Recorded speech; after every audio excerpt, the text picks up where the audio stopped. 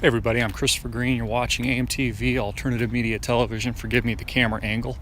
Gonna get a little bit of a nostril shot here, and forgive the hair. I've been just getting a little exercise outside. The weather's finally getting pretty nice here in Arizona. So Trump has announced a major speech tonight regarding North Korea. He's in the North Korean peninsula, or in the Korean peninsula, excuse me. Here's what I expect. I expect posturing. I expect a softening of tone. I expect that he'll suggest that they can make a deal, that they can strike a peace deal, that he's confident that North Korea will smarten up and come to the negotiating table post new sanctions and a lot of rhetoric, of course, in recent days, weeks, and months. You won't hear any of the rhetoric, this is just my opinion, what I think is going to happen, any of the rhetoric of fire and fury. I still think he'll sound firm on if they don't come to the negotiating table, he will act, and he hope he doesn't have to use force.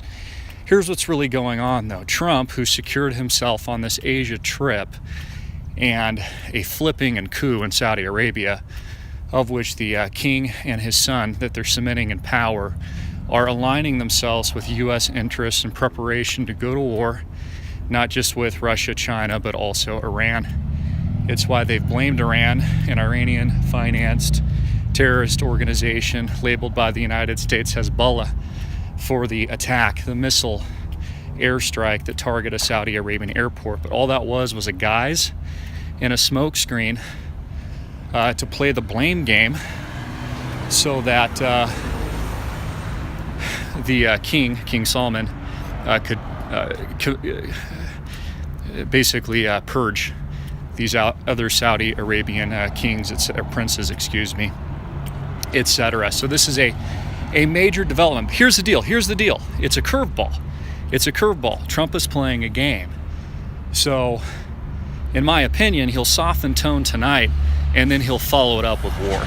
Okay? He needs to make it appear in the eyes of the American public like he's trying to bring peace, okay? It's just an illusion. There will be no peace, there will be war. So he's gonna soften tone, soften rhetoric, but what's gonna be more important are Trump's actions, not his words. Okay, so he's gonna talk about peace tonight, he's gonna soften tone, and he's gonna make it appear like he's the peace dealer, okay? That the US and our interests are doing everything in their power not to strike North Korea, not to launch a ground invasion, not to take Kim Jong-un out. I see my connection looks really bad, so forgive me. This might be like a really bad stream. So I'll keep it short and quick, but that's what I think is gonna happen tonight. A softening of tone, but all that is an illusion. Trump will follow it up with war, in my opinion. Again, you don't position every naval asset in the US's arsenal in the Korean Peninsula unless you're going to use it.